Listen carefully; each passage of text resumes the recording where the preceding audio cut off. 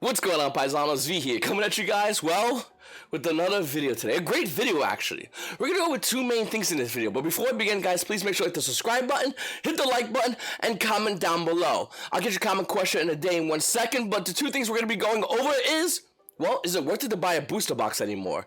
The answer is actually no, and I'll show you in this video why. Number two, well, is it the GOAT set gonna be good? Listen. The art looks nice in the GOAT set, but I don't think it's going to be as good as people think. And I'll show you another reason why I think the GOAT set is going to devalue a lot of cards. If you're looking to get cheaper cards, GOAT set's good for that. But value-wise, yeah, that's not going to happen in that GOAT set. And once again, I'll explain that in a second. Going back to the comment question of the day, though, are you still, moving forward, going to be buying booster boxes of Yu-Gi-Oh! Product? I don't think you should, and I'm going to explain to you right now why. Because looking at Eternity Code with a $75 market price, so let's say you go to your locals and they're charging $75, no tax, out the door, booster boxes of Eternity Code, and you're like, hey, I want to buy a case, and then you buy your case. So that's 75 times 12, case is about 12, what is that, $750, another $150, you're looking at $900. You have to pull $900 worth of Yu-Gi-Oh cards. Now, some of these might go, wait a minute, V, I could pull a Starlight Rare. Sure. You have a 50% chance of pulling a Starlight Rare. A 50% chance of pulling one of these. And you won't necessarily make your value back. I mean, let's say you pull, Chamber Dragon Maid. That's $245. You still have to make another, almost there, $600 to recoup your initial, a little more than $600, to recoup your initial investment. We're not even talking about you making money. You're just not going to make money on Yu-Gi-Oh product anymore. Stores are going to make money, and I'll explain how they're going to do that in a second. But you as Yu-Gi-Oh player going to your locals, you're just not going to make money. It's just not going to happen. I mean, think about it. Access code talk. And by the way, real quickly, the ratios are the reason why this is happening. Konami said they're not going to be short printing any cards in the core sets. Well, they didn't mention Starlights. I mean, they're going to short print Starlights. You're going to get, you're not pulling a Starlight per box. You're pulling it one per every 2 cases. They're short printing Starlights. But moving forward, after that big hard pill to swallow and big deception that Konami Life did a teeth to us, to our face about, looking at Eternity Code, the values are relatively low. I mean, Access Code Talker is only $66. It's not a lot. I mean, Link Ross, $18. These cards are equivalent to IP Masquerena and Appaloosa, but why they're not high in value? Well, because there's a high amount of ratio of these cards being pulled from booster boxes, as well as other cards, mind you, okay? And that's something really important to note. Once we had that little thing, and I'm not a big fan of showing you mathematical equations. I'm the kind of guy that actually go and show you my work. I could be really lazy and show you mathematical equations of probability and really discuss why you shouldn't be buying booster boxes. But that's just too much work. And if you're other content creator watching this, please, I implore you to do that video. It's really boring, and if you can make it exciting, entertaining, I'd love to watch it. But besides the whole mathematical probability aside, your mathematical probability of actually plussing on booster boxes, especially if you buy multiple booster boxes, is relatively low the more you buy. How crazy is that? The more you invest in, the less money you make. Let me explain. In order to make your $75 back on the booster box of Eternity Code, you have to sell the cards that you pull in there. Obviously, duh. Well, you could try selling commons on eBay. Good luck with that. Everyone that mother's opening a set, not going to happen. You could try selling, well, everything you pull value-wise, well, sure, you can do that. That's probably the best way to make money. In fact, it's the only way to make money. So let's look into that. Let's say you open all the cards out of Eternity Code booster box. You bought a case. You didn't crack a Starlight Rare for argument's sake. And we already said before, even if you did, it wouldn't make that much of a difference unless you pulled a Veiler, which is still going down in value. It's currently at 100. It's $575. But let's say somehow you didn't pull a Starlight Rares, and you got 12 boxes, and you're sitting there going, time to make some money. All right, and you're selling all your cards that have value. This one, okay? Access Code Talk is currently $66.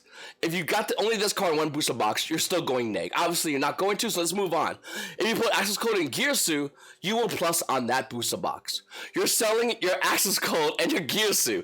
2 cards that are desperately needed in the format. And if your Yu-Gi-Oh player doesn't somehow use Access Code Talker, because Borisword, I guess, sure, you're plus to that 1 box. Now, can we quantify that by 12?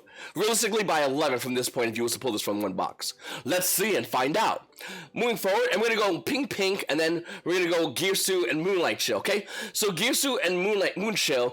Moonchill is currently 36, Gearsu's 43. There you go, another box. There you go, boom, 2 down, 10 to go. I don't know what you're talking about, V. I'm making equal value on the second box. Made a couple of bucks on the first box.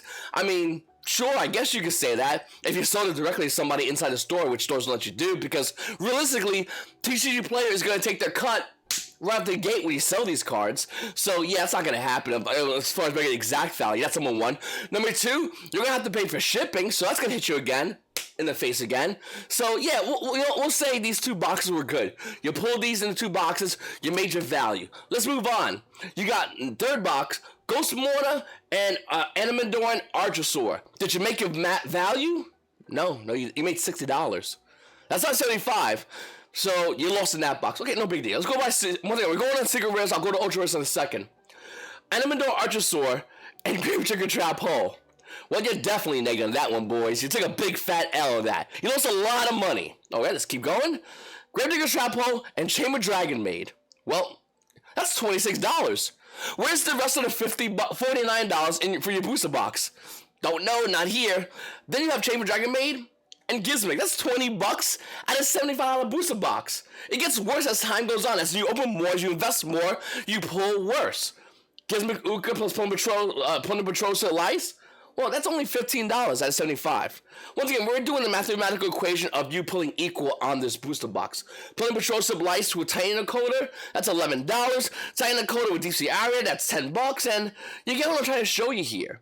If you pull a full case of Eternity Code, you're going to lose money. Eternity Code and Yu-Gi-Oh! Product moving forward in the future is only made for stores. And once again, I'll tell you that in a second, but let's come back to this real quickly. The Ultra Rares will still have value, correct. You will still have opportunity to pull a Link Cross. And if you pull, Gears to Access Code Talker, Link Cross, and the Fusion Deployment, you're going to make money in that box. That's probably the best box you're going to be able to pull, besides getting a Starlight Rare.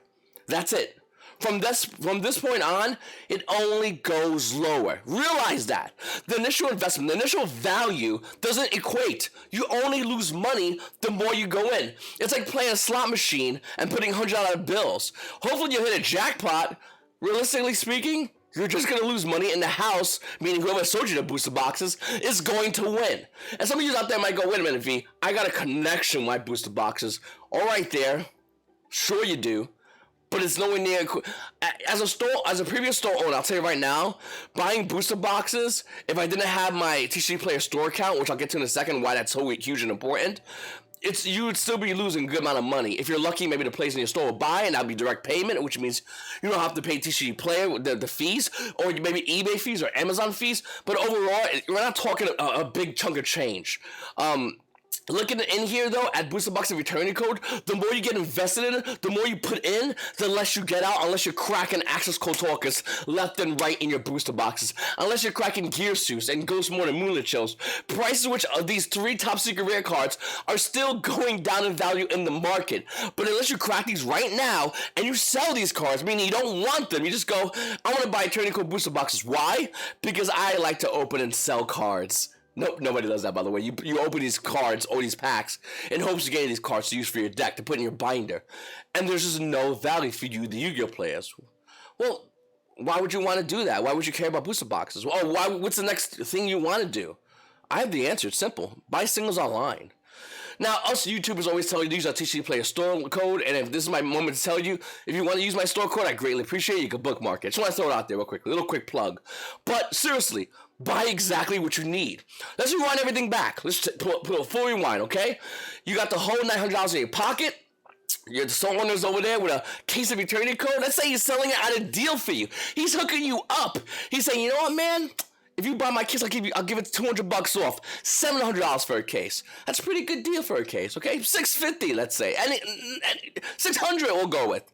That's crazy. That's a third of the value. How is he making money? Well, he must be killing people on the side and just robbing them. I don't know. But what I do know is that's a good deal. Okay, sure, $600.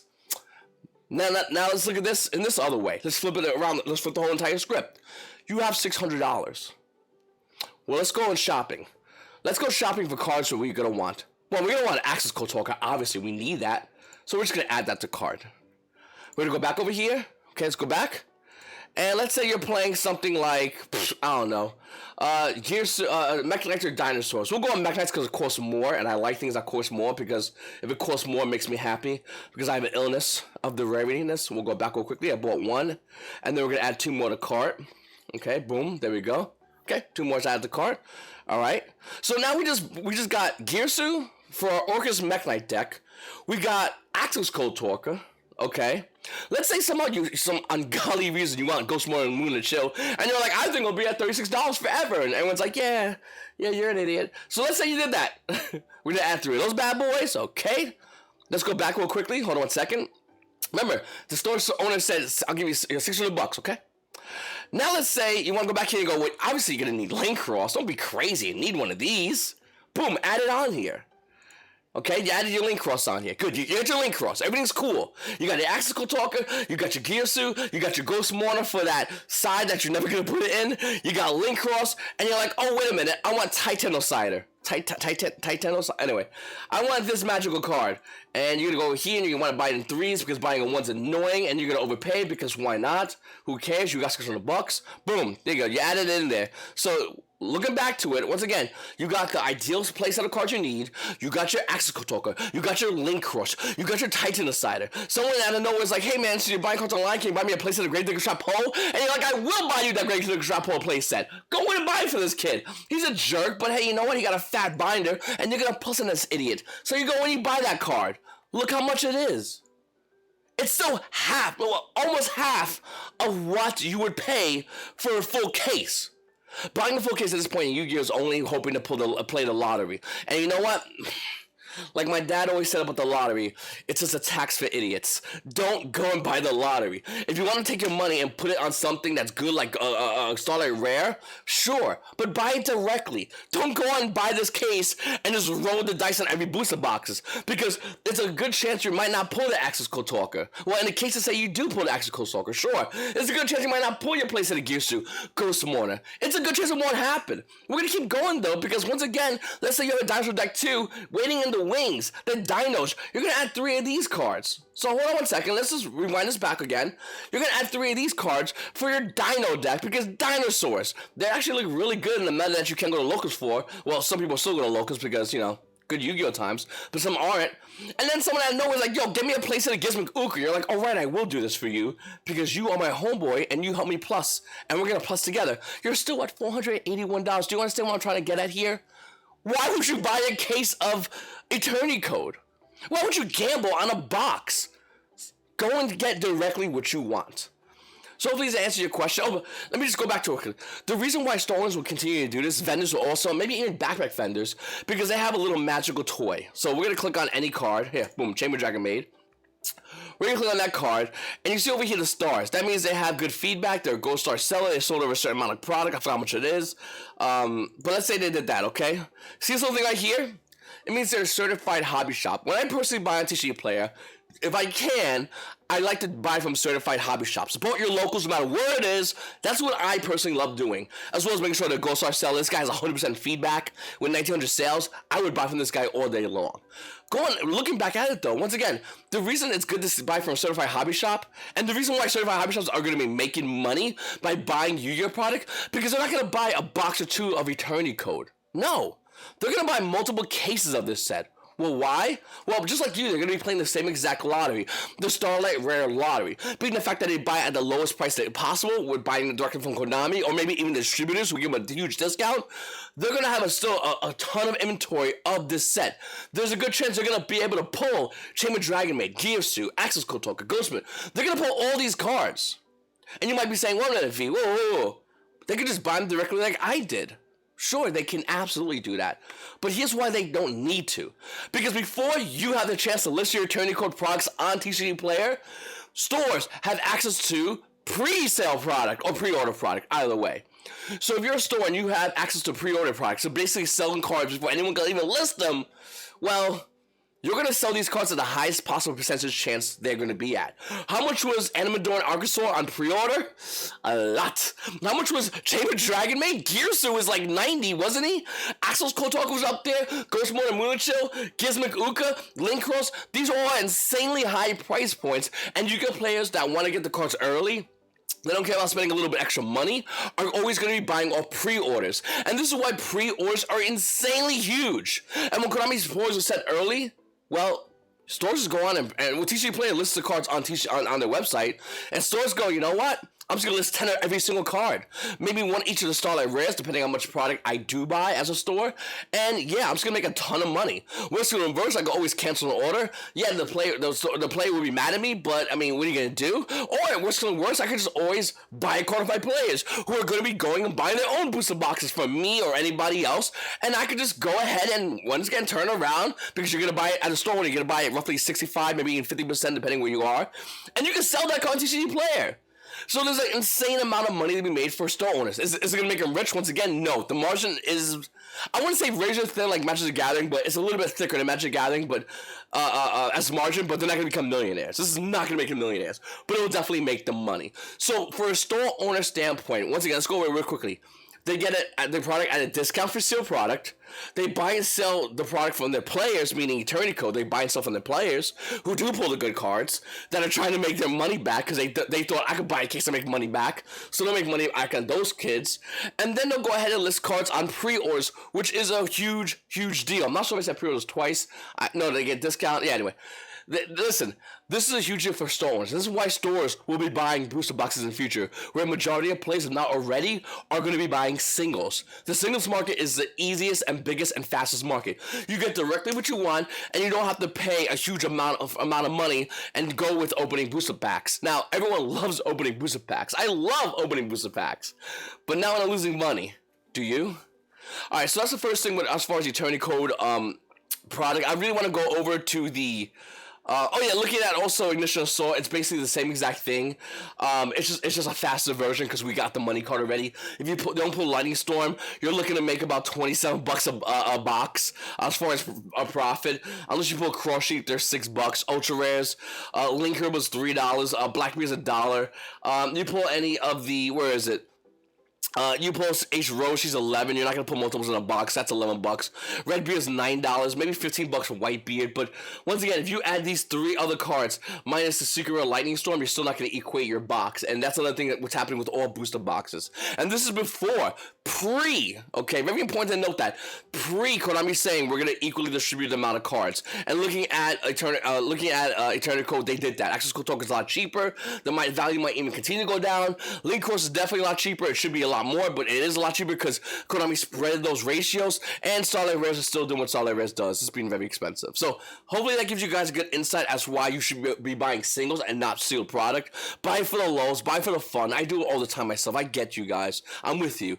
But as far as like buying cases, throwing a ton of money in here, unless you're a store, you're not going to make your money back. Unless you have that store discount, unless you can pre-sell product on TCG Player, unless you have multiple connections and ways to get rid of product fast, you're just not going to make your money back. And if you do make any money back, if you do it the store way, you're not going to become a rich man. You're just going to make a couple of bucks on top of it. That's basically it. That's basically why stores do it. They also get the extra stuff after they made their money and throw on their shelves and make money that way, but that's a whole different topic. This is only from a store owner perspective, by the way. As a store owner, this is literally the way I'm seeing this right now. And that's why I'm saying do not buy sealed. It makes no sense. So question number 2. Are you going to be buying the gold rare when it comes out? I don't know why it's not loading. The gold rare booster boxes when it comes out. I know a lot of people are excited about the gold rare booster boxes. A lot of people are really pumped about the value of it and how it looks. They go, V, have you seen the gold rares? First of all, hi, I'm a YouTuber. I play Yu-Gi-Oh! Like nonstop. Have I seen the? Yes, I have. I'm not looking at first. I'm going, wow, this is brand new to me. Gold rare Yu-Gi-Oh cards. Didn't see that one. The Japanese gold rares. That's how I looked when I was younger. Look how gorgeous I was. The Japanese gold rares. Wow, that's really cool. Never seen those before. Of course I seen it. But the gold in here is still not going to equate the value that's going to be lost on the cards. Let me explain this to you guys. Because these look gorgeous. I'll be the first to say it. These look, and I like that little outline. That's probably my favorite part about them. That looks gorgeous, okay? Boom, look at that. Beautiful. I mean, look at that. It's insane. And if Konami makes great reprints like Infinite Permanents, they're going to maintain short-term value. I'll get to that in a second. But look how beautiful that looks. Thank you, Huan Zong. I can't say this guy's name right, but this guy's been awesome. But thank you so much for sending me pictures. I've seen these pictures already, but it's awesome that you still, once again, you say, hey man, check it out. Boom, there you go again. Here's more pictures of it. And once again, the cards look beautiful. Absolutely. But this doesn't equate the value that's going to be lost in these cards. So, let's do a brief history of gold rares.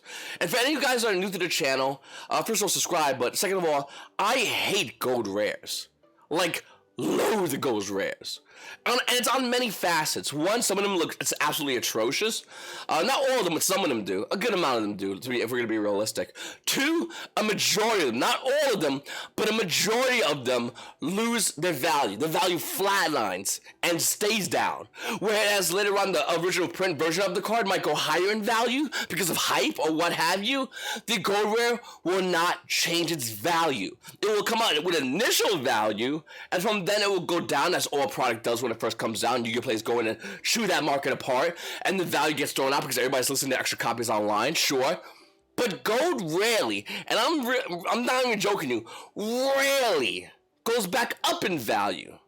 Unless it's the only print that was found in gold rare, or maybe there's a common version and there's a gold rare version, maybe that might work. Not necessarily all the time, because if you ask any Burning Abyss player, most Burning Abyss players that are rarity whores love the original rare version of Burning Abyss cards because the gold rares look illegible. The ink on the card looks dark and ugly, so it's not all the time and not given. But majority of the time, the value of gold rares tank. So once again, these are beautiful looking cards, but let's go with brief history of gold rare. So we'll start with the worst one, and that's Premium Gold.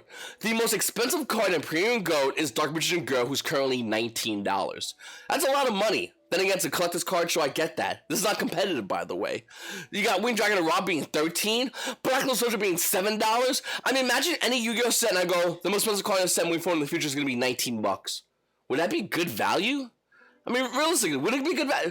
Star Dragon's $4, sure. Forbidden Zhao's $2. These are all dollar binder cards. Let's not get it twisted, okay? That's basically what these are. Then Ethereum is still seeing some kind of meta play and Emancipators. The card can't get over $2. It's $1.40. It had a $3 spike for a second and quickly went back down because golds don't hold good value. Moving forward, we have Gold Series Haunted Mine. Now, here's where it can get kind of weird. Looking at these, I know in the OCGs they also have gold ultimate rares, and that to me is the equivalent of Gold Series Haunted Mine Ghost Gold rares. These are one of the very few exceptions to the rule of gold cards. The Ghost Golds are having crazy high value, and it's sporadic increases, and the value always maintains relatively high. I mean, look at Blizzard Dragon, it's $90. Silent Judgment's $25. We have an Ultimate Rare, and that's still $25. Gorse is $10. MST is $20. Barkion's $8. A little bit down for its price point, man. That might be because someone might have listed something less than value. We'll check that in a second. Herald of Affection's $12. These are good value for these cards, ultimately. So let's go to the near min light play. I don't know why it's playing games with me. Here we go. It's $19 for the Cherry Barkin. Okay, so I want to correct that real quickly. So looking at these cards, why are these cards so different? Well, because they're ghost rares, and then they're gold rares. Had these cards only been done in ghost rare, they would not be $90, $25, $10. They would be hundreds of dollars. You're telling me a Blizzard Dragon Ghost Rare would not be hundreds of dollars? The reason it's not because it's a ghost gold rare. The gold hinders the value. Though I will say it still maintains good high value because it's a ghost rare. You see how that it's a little bit paradoxical. I can't, whatever. Looking at gold ultimate rares, which maybe we might get, maybe we won't, but if that does come out, what we're gonna see is the same kind of crazy high value initially. The value goes down, and then the value goes back up, as we saw with these cards. It's the same kind of roller coaster situation. Now, with that said, where's the rest of the value? You form a Synchron's $9. Alright, cool. That's pretty good value. That's the most expensive card that's not a ghost rare in the set. Pretty good. The second most expensive card is $2. Nature Beast is $1. Graph is $1.63. These are the valuable cards in this set. So if you didn't pull a ghost gold card, your best chance is $9. Horrible value. Moving forward, guys, Ghost Series 4 Pyramid Edition. Now, I don't really hate this as much, but I'm not crazy about this, okay? This is where I look at it and go, alright, I mean, sure, we need to reprint a 2 table concerts. We actually really did. It's $5. Part of average is $7. PLS $6. Like, this is the value of these gold sets. It's trash. Nobody can sit there and go, yeah, the new GOAT set's gonna have good value, good long-term value.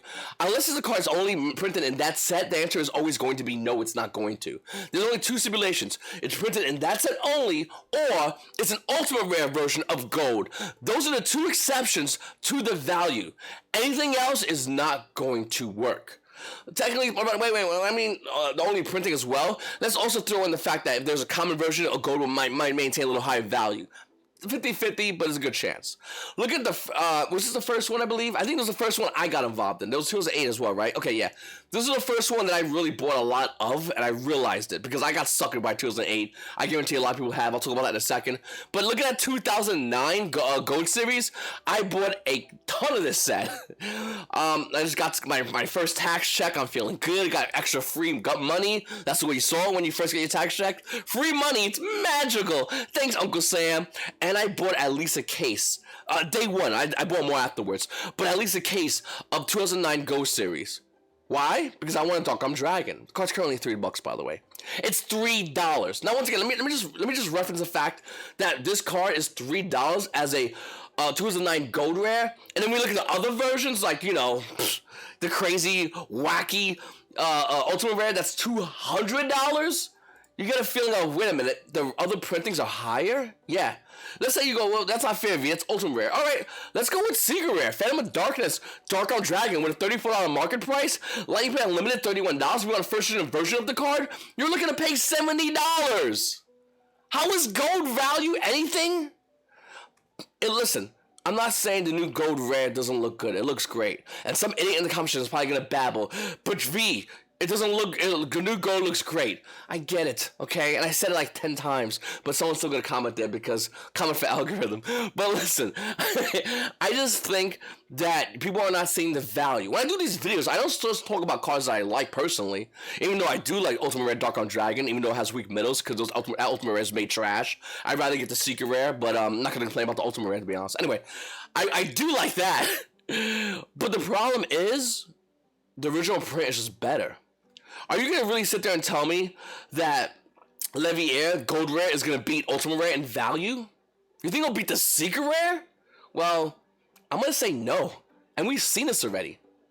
Looking back at the 2008 Gold Series, I bought a little bit of this. I wasn't too excited because Crush Card was like the card you wanted to get, and everyone was really pumped about this. And then it was quickly banned afterwards in the ban list because Konami does that. So I was like, yeah, I'm not gonna go ahead and buy 2008 Gold Series. And then Crush Card gets banned because, oh, look at that, Crush Card. Anyway, look at it banned and then gets phased out. Anyway, looking at the rest of the set, it's actually not too bad.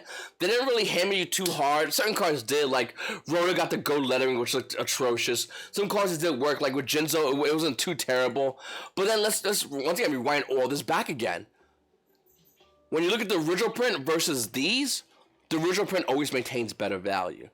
And you might have an argument where you go, Crush Card Virus, gold. I mean, the card's $23. Actually, no, I'm sorry, $34. It's $34. Sure, it is $34. But looking at the other versions, like Ultimate Crush Card Virus, well, this card's about to be bought out. A little bit of a mark watch for you, Paisanos. Check that out. Because this should not be equal to gold value. But that's a little here and over there. That's something for a market watch. Listen, Paisanos, I really appreciate you guys watching my videos. I'll tell you right now, I'm going to be 100% honest with you guys. I really do like this Gold Series. I'm not buying this crap unless it's the highest version, unless there's only a solo printing. I'm going to be buying it via singles, by the way, because buying a sealed product, as I've proven time and time to you guys, is absolutely worthless unless you want to open it for the funsies. And I love funsies, but I don't like losing moneysies. And that's what you do when you buy sealed product continually. You're just continually losing money unless you own a car shop. Don't get me wrong, these are gorgeous, but if you honestly and truly think you're going to make money out of Gold Series, you're out of your goddamn mind. If you're going to invest $20,000 into this set, well, Soup Kitchen always has an extra table for you and a delicious meal. I had them. They're amazing. With the bread, amazing. Especially when you haven't eaten in a very long while because you've been investing in Gold Series cards. It's just nonsensical. Don't do it. Buy specifically what you want singles-wise, call it a day, and buy smart. If you think about buying the Gold Leviair, which, once again, looks gorgeous, if you have the money to buy the better versions, buy them, because they'll have a long-sustaining value in the market. It's your boy V, and you Paisanos, well, you Paisanos have a great day.